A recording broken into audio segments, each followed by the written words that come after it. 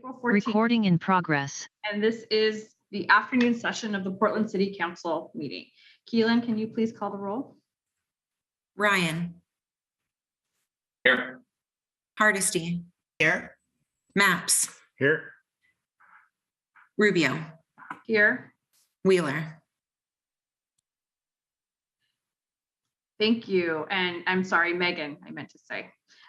Please note, City Hall is closed to the public due to the COVID-19 pandemic. Under Portland City Code and state law, the City Council is holding this meeting electronically. All members of council are attending remotely by video and teleconference, and the city has made several avenues available for the public to listen to the audio broadcast of this meeting. The meeting is available to the public on the city's YouTube channel, eGovPDX, www.portlandoregon.gov/video and channel 30. The public testimony about this proposal can be found by visiting the MAP app and clicking on the link that says Read Public Testimony. The written record is located at the eZone project website. The council is taking these steps as a result of the COVID-19 pandemic and the need to limit in-person contact and promote social distancing.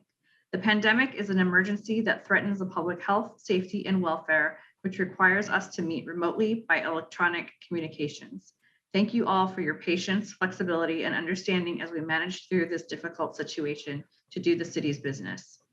The written and oral record will be closed at the conclusion of today's hearing. And now a word about today's proceeding from our city attorney. Good afternoon.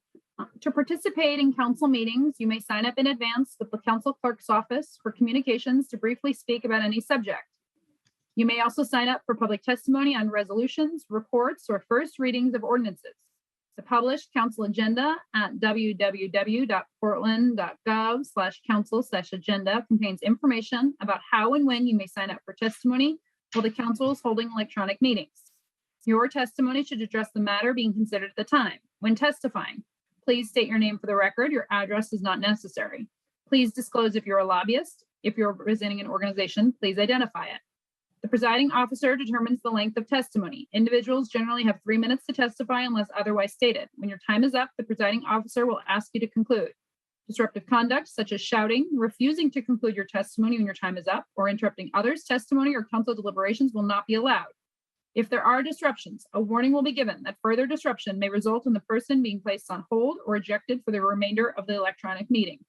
Please be aware that all council meetings are recorded. Thank you. Thank you, Lauren. Colleagues, today we are holding a hearing on potential amendments to the Environmental Overlay Zone Map Correction Project. It is known as the eZone project for short. This is a continuation of the hearing held on February 16th. I'm now going to turn it over to the Bureau of Planning and Sustainability staff, Daniel Sobing, to describe how we'll spend today's meeting. So Daniel, take it away. Madam President, may I please read the agenda item? I'm so sorry. Yes, of course. Thank you. Item 284, adopt the Environmental Overlay Zone Map Correction Project, amend Title 33, zoning maps, natural resource inventory, and supersede and replace noted watershed, conservation, and protection plans. Thank you very much. So now I will turn it over to Daniel.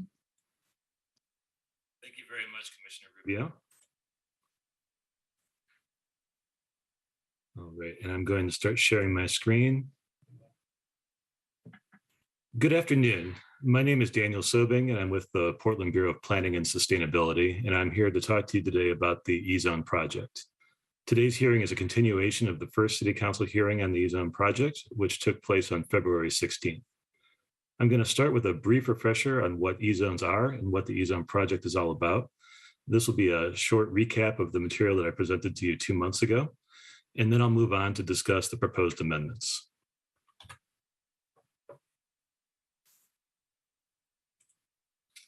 Environmental overlays are part of Portland's zoning code. They protect important natural resources.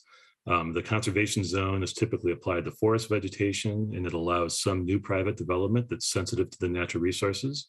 The protection zone is typically applied to streams and wetlands, and it prohibits most new private development. eZones were originally created through the adoption of several different area-specific natural resource protection plans in the early 90s and in the 90s and early 2000s.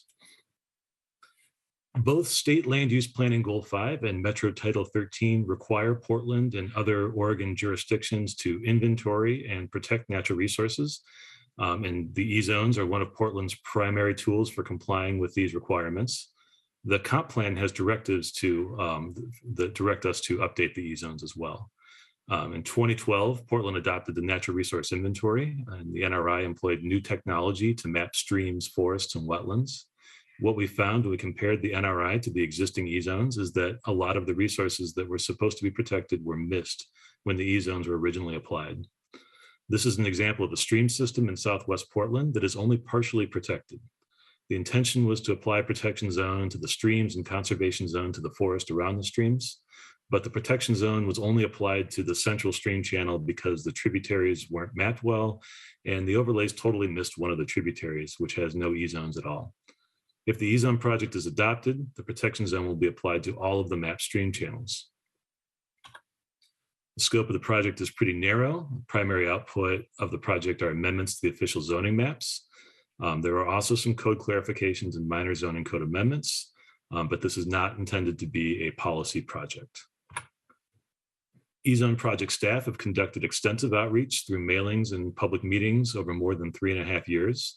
At least 3 separate mailers have been sent to the owners of every single property that has existing or proposed E-zones, and those mailers were sent between 2018 and 2020.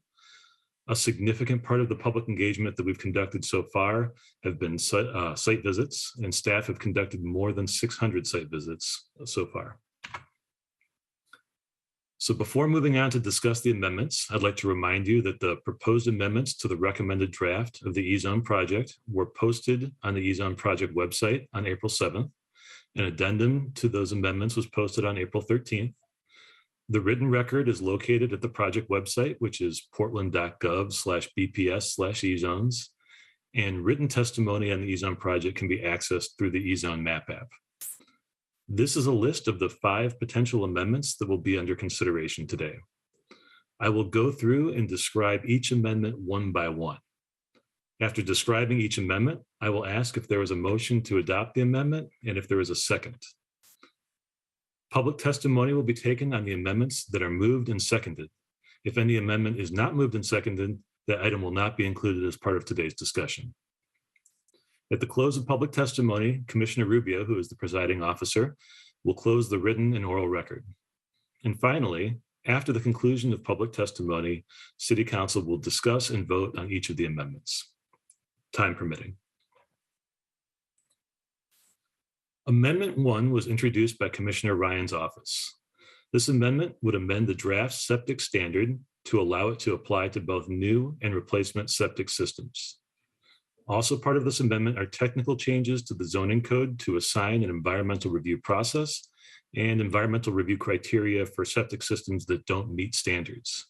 Is there a motion for this amendment? So moved. Is there a second? Second. All right. The motion has been moved and seconded. Thank you very much. We'll move on to the next. Amendment 2 was introduced by Commissioner Rubio's office. This is a technical amendment to the Natural Resource Inventory Special Habitat Area criteria. It would add a list of grassland-associated species to the Special Habitat Area criteria, and it would fix a mislabeled table header. Is there a motion for this amendment? So moved.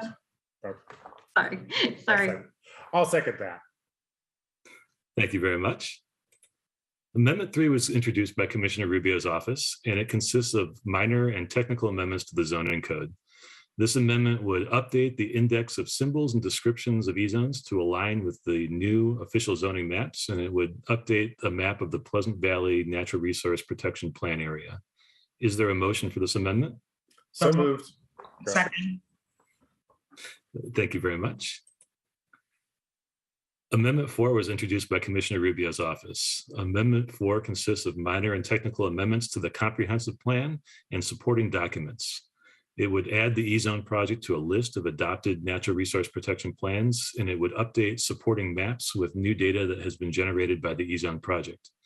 Is there a motion for this amendment? So moved. Second. Thank you. And finally, we have Amendment 5. Amendment 5 was introduced by Commissioner Rubio's office. It consists of edits to natural resource data and manual conversions from P zone to C zone on specific sites. The amendment package that the E-zone project staff filed last week included proposed edits to natural resource mapping and draft E-zones on 52 sites. These edits were made as the result of site visits the project staff have conducted in recent months. Since the February 16th City Council hearing on the E-zone project staff have conducted 22 site visits, and our colleagues at the Bureau of Environmental Services have completed 5 wetland field verifications. Before any commissioners make a motion on this amendment, I would like you to consider an addendum. After project staff filed the amendment package, we were contacted by staff from the Water Bureau who asked us to review the draft E-zones on 15 sites where water distribution infrastructure is located. We went through and we reviewed those 15 sites, and we found 9 on which it would be appropriate to make edits to the natural resource mapping. These proposed edits were included in a memo that we filed with you yesterday. The edits consist of deletions of portions of vegetation patches in locations where it can be clearly ascertained from aerial imagery or other remote sensing data that the vegetation is not covering a structure or that there is a clear gap in the mapped vegetation patch. The proposed edits that we made on these sites are entirely consistent with the types of edits that we have made regularly as a result of site visits throughout the project area. We were not giving special treatment to the Water Bureau. These are just consistent with the types of natural resource vegetation edits that we make throughout the project. And so I am requesting that this addendum be included as part of Amendment 5. So Is moved. there? Second. All right, thank you very much.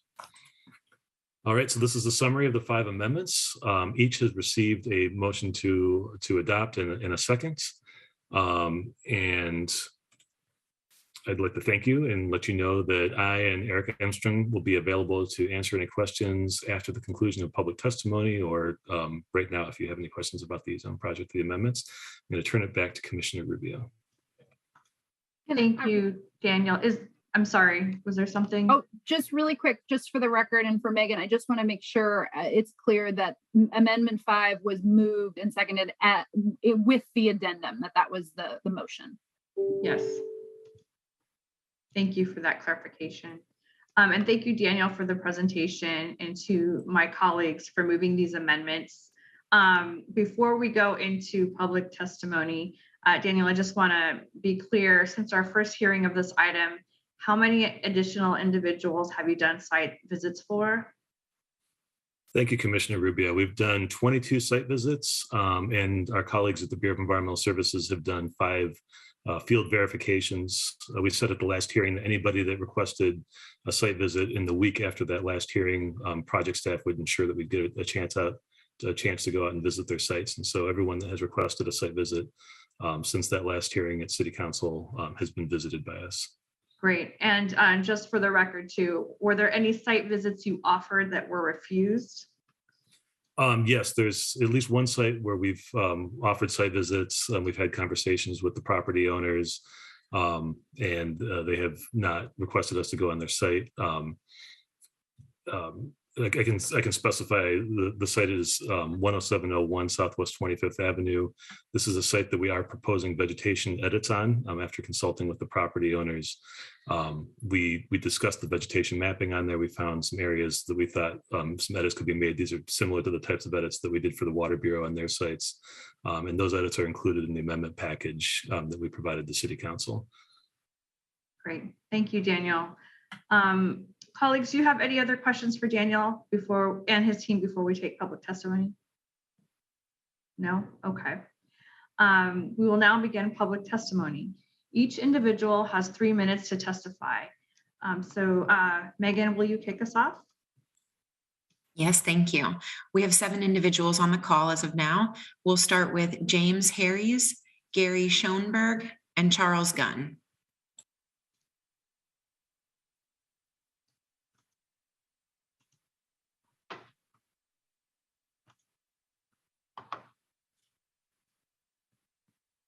James, are you unable to mute yourself?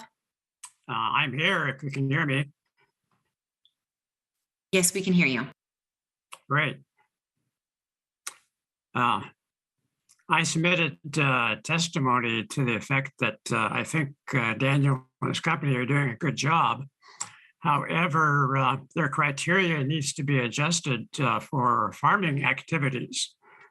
I can explain how my property was developed. About 1911, it was clear cut, and sometime after that, it was developed as agriculture. And then now they come along with a conservation zone that will prohibit my agricultural activities.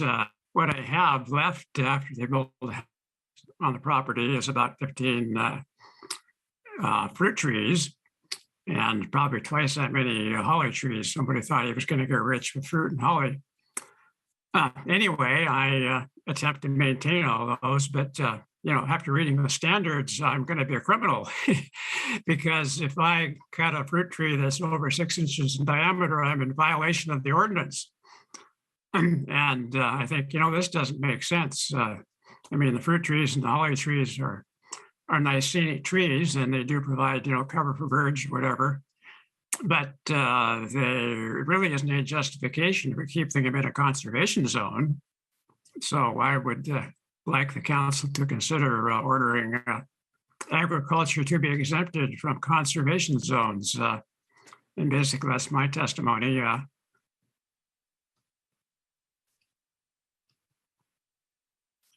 Next, we have Gary Schoenberg.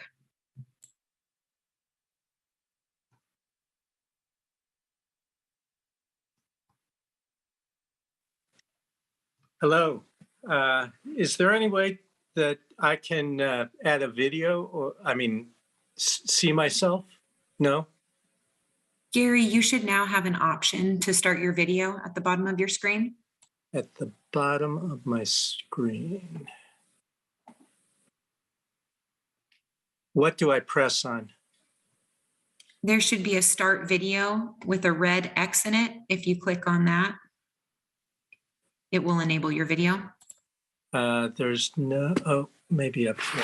Maybe bottom left. There you go. It was upper right.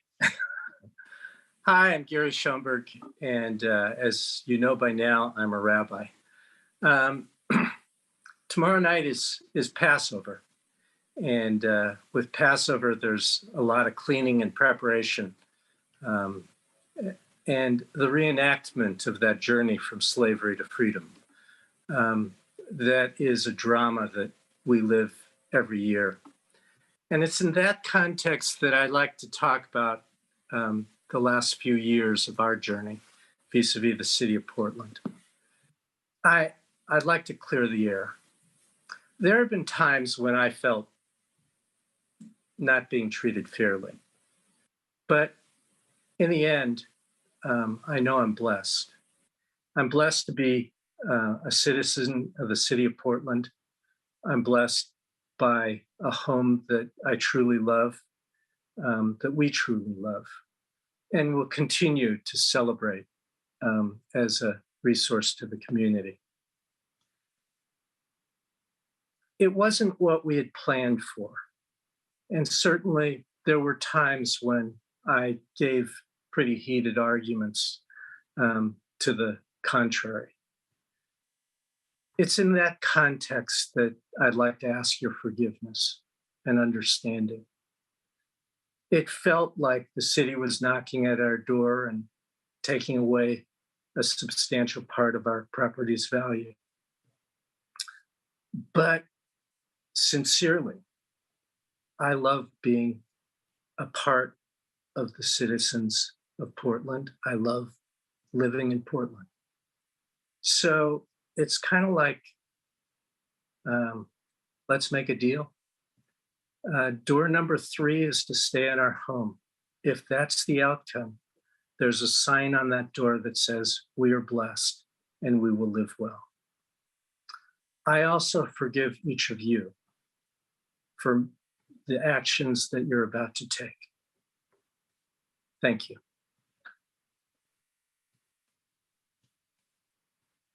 Next, we have Charles Gunn.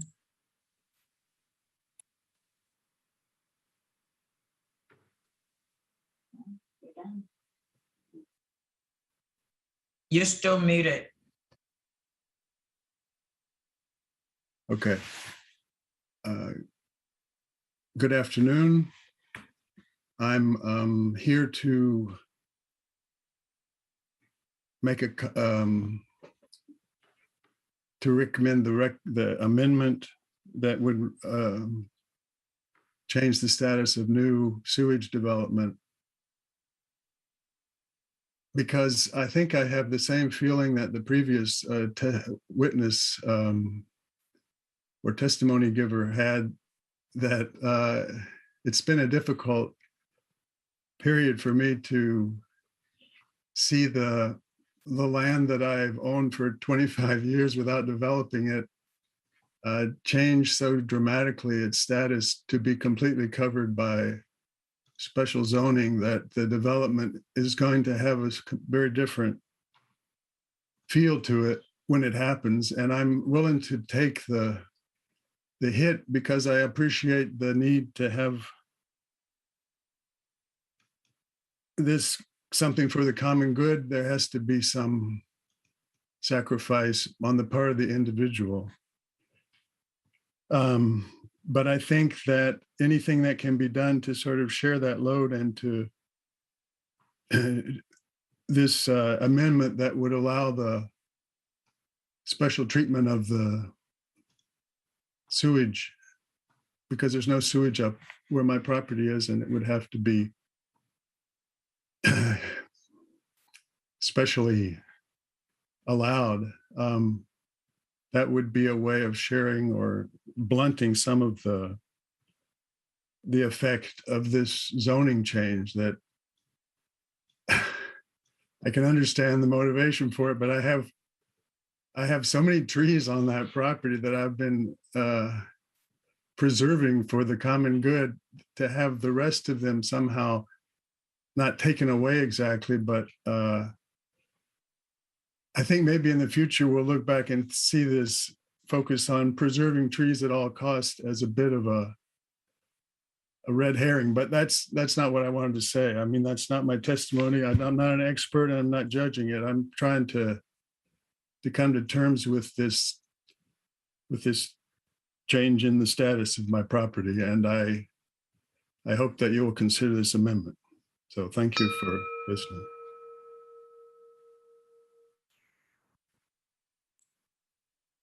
Next three individuals we have are Lynn Chow, Joseph Angel, and John Gibbon.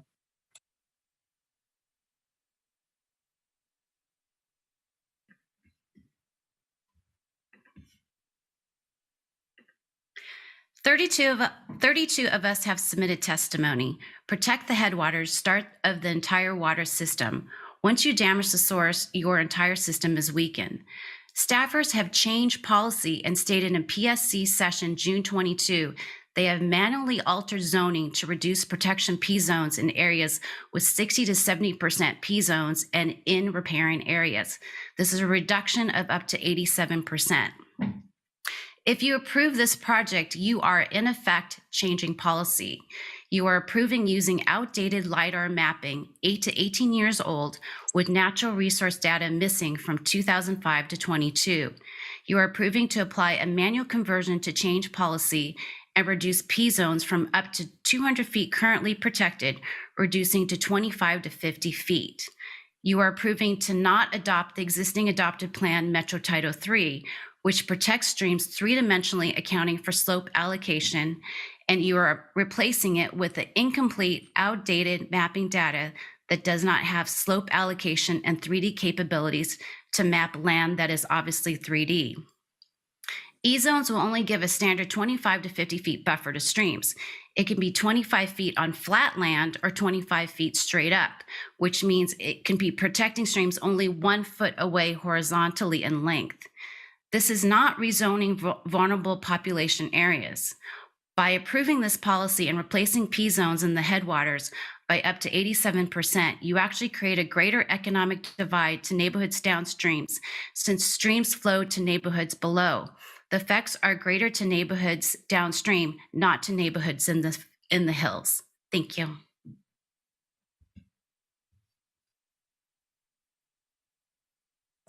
Next, we have Joseph Angel. Thank you. I'm here to testify about the proposal. And I want to thank Daniel for, I am one of the sites that he tromped around in the rain.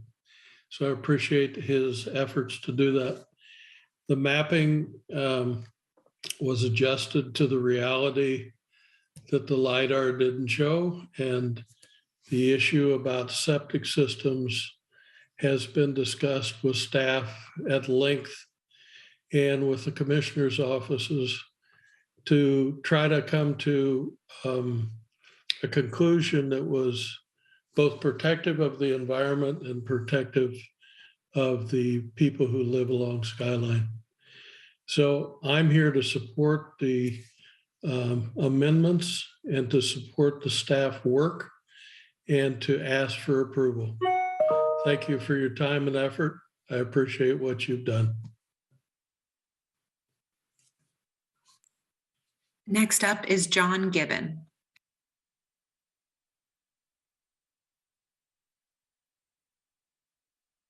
Still muted, John. You're on mute.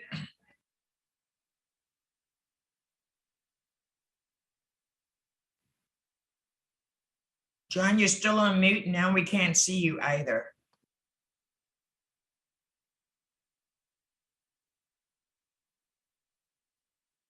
Okay, now am I unmuted? Thank you. Yes, you are. Apologize for that, and thank you for your help.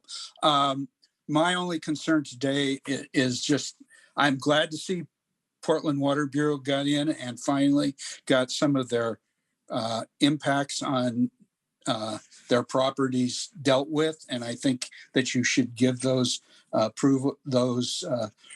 addendum approval.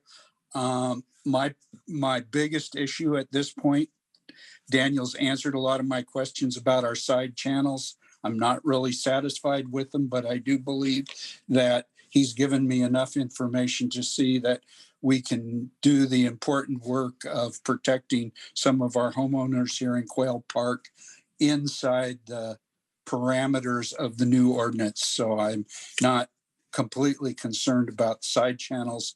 I think there's going to be some unhappy neighbors in Quail Park who have used side channels or close to side channels as their backyards in the future, but that's our problem. The one issue that I am concerned about, and I hope there's some way to deal with it, is Commissioner Harries and Commissioner Ryan were on the board when in fall of 2020, we put together an LID for our water system here in Quail Park, and we've done a lot of it. We've connected directly on one end of the park into the city of Portland water system, but one of the essential ingredients of that LID was the fact that we could use area in what was then just a C zone to access the water line on Lancaster Avenue. And that is going to be new development, and it's going to have to go through the heart of the E zone because our lower access road runs right through it. And I'm concerned that that part of the project will be put in jeopardy by the standard that talks about it's the only reasonable place for the development to occur. And in that particular case, there's an alternative right-of-way that could be used, but was considered in the LID process and rejected. And I'm hoping that somehow our location of the water line in Quail Post Road that goes directly through the E zone can be considered vested because of the fact that we're that far into the LID project. And the project is well underway with a lot of satisfaction. I'd hate to see something stop it. Thank you. The next three testifiers are Christopher Peskin, Karen Rafnel, and Bob Salinger. Hi, can you hear me? All right, I'm representing the Forest Park neighborhood Firewise community. More fair and consistent application of process and policies is needed to allow homeowners the latitude necessary to manage defensible space within wildfire hazard zones that are also in E-zones as a tool for protecting life and property from wildfire. So the Title 33 map correction project proposed amendments allow for pruning coniferous trees within 30 feet of structures if within a wildfire hazard zone. So that's part of this project we're talking about today. But also there's a Title 11 amendment project underway that's proposed amendments February 14th, draft page 40, relaxes pruning allowances in wildfire hazard zones from 30 feet to 100 feet from structures. That's great, but it doesn't talk about E-zones or connect back to this E-zone code. And then also Portland Parks and Rec has been granted a city nature programmatic permit to allow for pruning within 200 feet of structures for the purpose of breaking the continuity of ladder fuels. So we've got 30 feet, 100 feet, 200 feet, while the inconsistencies. What's the science behind the choices there? And why does Portland Parks and Rec get a special treatment to manage Forest Park, but private property owners adjacent to Forest Park are held to much more strict standards?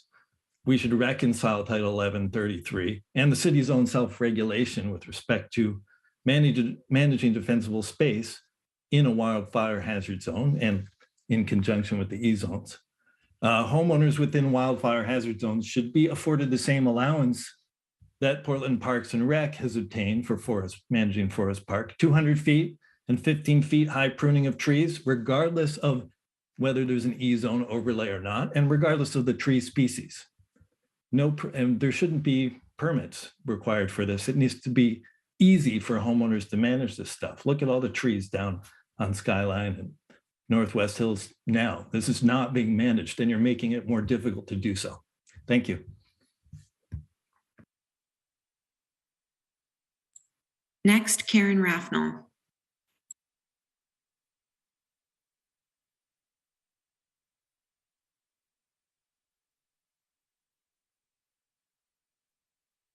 Okay. Hello, can you hear me? Can you hear me? Yes, we can hear you. Okay, good. I have no video. I'm Karen Rafnel, and I'm representing our family at 1250 Englewood Drive in unincorporated Multnomah County. Ours is a unique neighborhood comprising 40 small agriculture properties. We use private septic systems, maintain our street privately, and provide our own stormwater management. Because of these characteristics, we are zoned residential farm and have a very restrictive 2-acre minimum per home site. Our property today has 0 environmental overlays. However, an immense P-zone wetland overlay has recently been proposed over the active heart of our property. The P-zone would comprise 200 feet on the frontage of our southern unbuilt tax lot. It would overlay a section of our lot's flag road, the entirety of our fire truck turnaround easement, and our entire recorded drainage easement. So 2 key points here. The first point, the area that BPS identified as a wetland is not a wetland at all. Rather, it is a private drainage easement which carries paved street stormwater, roof, walkway, and gutter runoff for multiple properties as it was designed to do. It also carries pond overflow through a buried pipe that sits within the drainage easement. Now, this goes back to the point just made about the uniqueness of our neighborhood. Our properties are different from those most of the Bureau of Planning and Sustainability looks at today. It is a big mistake to measure this neighborhood using the same yardstick as is used for neighborhoods with public sewage and public stormwater management. While a USGS map and measurement of hydritic soil provides a point of departure for identifying natural resources such as wetlands, there are many more facts on the ground to be considered on this particular property to get to the truth of the matter. Many of these facts have been discussed in prior written testimonies, but were not responded to directly. Second point, we thank Daniel Sobing and his staff for the proposal to amend part of the proposed P-zone. Changing the P-zone over our flag road and fire truck turnaround easement to a C-zone is certainly a step in the right direction. However, this effort should at a minimum be taken a step further so that our flag road and fire truck turnaround easement, which Daniel Sobing states are not wetlands, are fully removed from any environmental overlay. Our flag lot is not developed.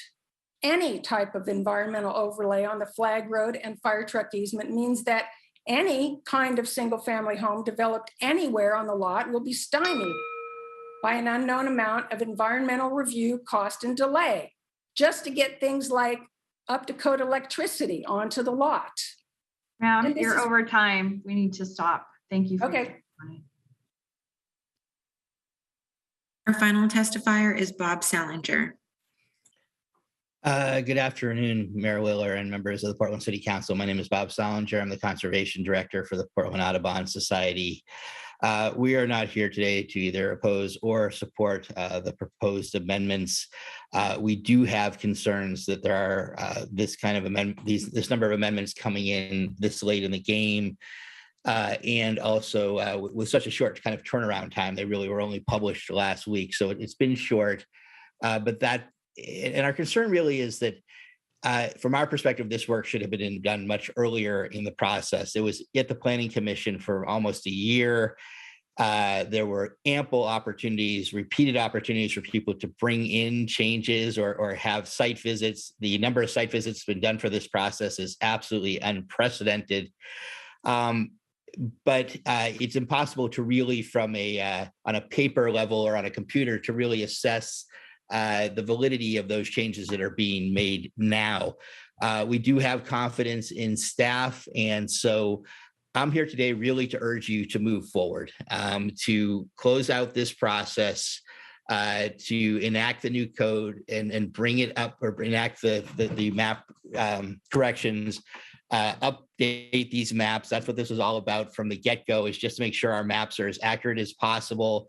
Again, we spent really an extraordinary amount of time going through the adoption process for this unprecedented number of site visits.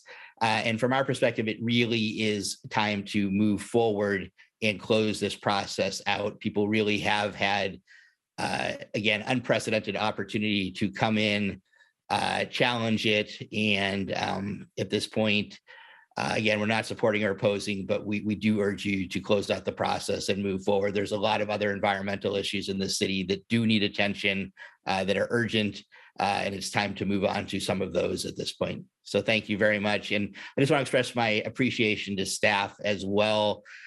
We don't always agree on everything, but you have pretty outstanding staff at the City of Portland in terms of natural resources, really conscientious staff. And again, from our perspective, they have absolutely gone above and beyond. So my appreciation and hats off to staff. Thank you very much. And that concludes testimony. Thank you, Megan. So we've heard from everyone who has signed up to testify. So the oral testimony is now closed, and the written testimony is also closed too. And thank you everyone who testified. So at this time, we will begin to vote on the amendments in order. So amendment number 1, Megan, do I read these or do you? Lauren, is that something you would like to do? So the amendments were already posted. They were moved in second. I think that what happens next is a roll call vote. And Megan, you would just, you would call the roll. So the commissioner can say, we're going to vote on amendment 1. It's already been moved and seconded. And then and Megan can call the roll.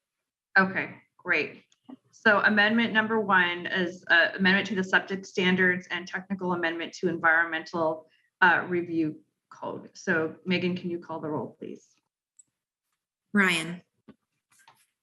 Yes, thank you, Council President Rubio and commissioners for your time on this, this particular amendment.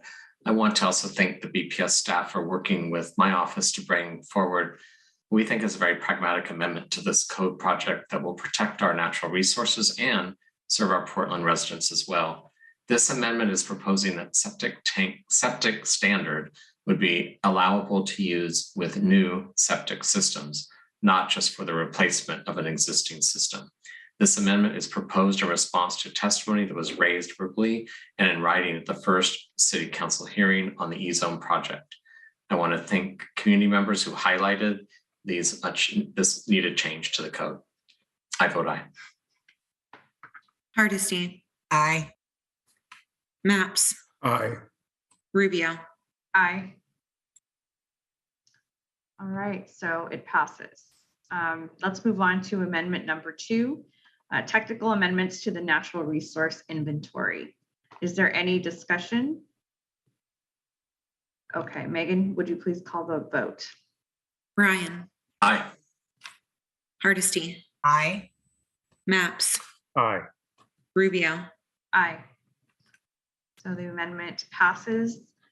Let's move on to number 3, technical amendments to the zoning code. Any discussion? Seeing none, please call the roll, Megan. Brian, Aye. Hardesty, Aye. Maps, Aye. Rubio. Aye. So amendment 3 passes. Let's move on to amendment 4, technical amendments to the comprehensive plan and supporting documents. Any further discussion? Seeing none, would you please call the roll, Megan? Brian, Aye. Hardesty, Aye. Maps, Aye. Rubio. Aye. So number 4 passes. So we'll move on to amendment number 5, edits to natural resource data and draft E-zones on specific sites. Is there any discussion on this amendment? I'll just add that the proposed amendments will help make the NRI and draft E-zones more accurate. And the addendum is consistent with other edits that staff have made throughout the E-zone project. So Megan, would you please call the roll? Brian, Aye. Hardesty, Aye. Maps, Aye. Rubio. Aye. So amendment number 5 passes. So we voted on all the amendments. The next step is for staff to return to council for us to vote on the amended findings, ordinance, and the amended recommended draft documents. The written record is posted on the E-Zone project website, and public testimony on the E-Zone project can be reviewed on the MAP app. The written and oral record is now closed. So this item is continued to May 18th, 2022 at 2 p.m. So I just want to say thank you to my colleagues, and this concludes today's hearing, and we are adjourned. And thank you so much, Daniel, for your great work. Thank you for your great work, Council President Rubio. Thank you. Recording stopped.